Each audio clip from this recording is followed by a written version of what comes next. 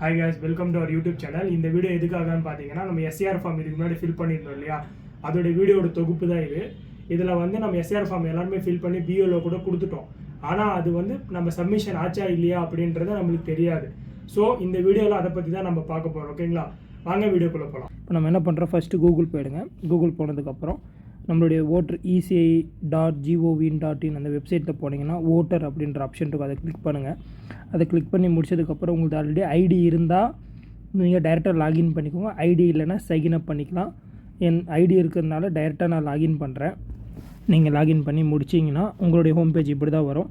Simple. First full enumeration form அப்படின்றதில் click பண்ணுங்கள். இதில் வந்து நெக்ஸ்ட்டு உங்களுடைய ஸ்டேட் என்னன்ற தமிழ்நாடு அப்படின்றத செலக்ட் பண்ணுங்கள்.